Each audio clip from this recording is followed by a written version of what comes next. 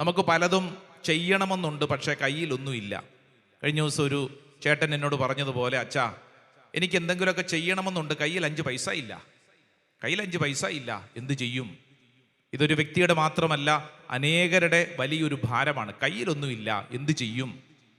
ഇനി ഉള്ളതെന്താണെന്ന് വെച്ച് കഴിഞ്ഞാൽ അത് ഇച്ചിരിയേ ഉള്ളൂ, ഇതുകൊണ്ടൊന്നും തികയത്തുമില്ല.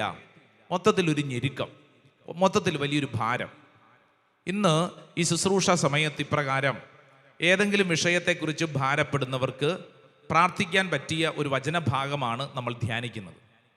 അതായത് ഉദാഹരണത്തിന് ഒരു സ്ഥലം വാങ്ങണമെന്ന് ആഗ്രഹമുണ്ട്, പക്ഷേ ആ സ്ഥലം വാങ്ങാൻ പറ്റിയ അത്രയും തുക കയ്യിലില്ല, പക്ഷെ ഇച്ചിരി കയ്യിലുണ്ട്.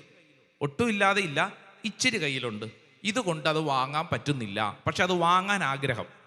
ഒരു വീട് പണിയണമെന്ന് ആഗ്രഹമുണ്ട്, പക്ഷെ ഈ വീട് സ്വപ്നത്തിലുള്ള പ്രതീക്ഷയിലുള്ള അത്രയും വലിയൊരു വീട് വാങ്ങാനായിട്ട് പറ്റുന്നില്ല, ആ വീട് പണിയാനായിട്ട് പറ്റുന്നില്ല. കാരണം കയ്യിലുള്ളത് ഇച്ചിരിയേ ഉള്ളൂ, നമ്മുടെ വരുമാനം ഇച്ചിരിയേ ഉള്ളൂ. അപ്പം എന്ത് ചെയ്യും?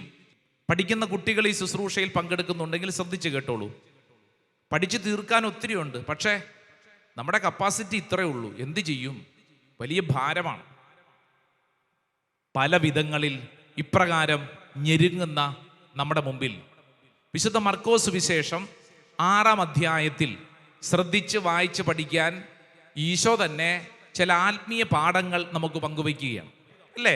മനുഷ്യന്റെ വയറു നിറഞ്ഞ അത്ഭുതത്തെക്കാൾ വലുതാണ് ആത്മീയ ജീവിതം നിറയ്ക്കുന്ന അത്ഭുതം, ഏറ്റവും വലിയ മിറക്കിൾ. എങ്ങനെയാണെന്ന് വായിച്ചോളൂ. 22-ാം വചനം വായിച്ചോളൂ. അവർ ഭക്ഷിച്ചു കൊണ്ടിരുന്നപ്പോൾ യേശു അപ്പമെടുത്ത്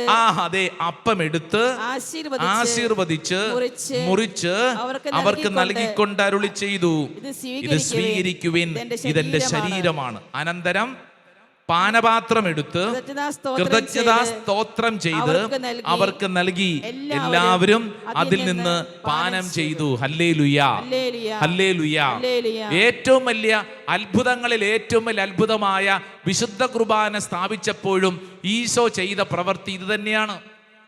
എന്ന് പറഞ്ഞാൽ ഇത് വായിക്കുന്ന എൻ്റെ ജീവിതത്തിലും നിന്റെ ജീവിതത്തിലും സ്വീകരിക്കേണ്ട ഒരു മെത്തഡോളജി ഈശോ പഠിപ്പിക്കുകയാണ്. നിനക്കൊരത്ഭുതം, അനുഗ്രഹം വേണമോ? എന്ത് ചെയ്യണം? നിന്റെ കയ്യിൽ എന്താ ഉള്ളത് അത് നീ എടുക്കണം.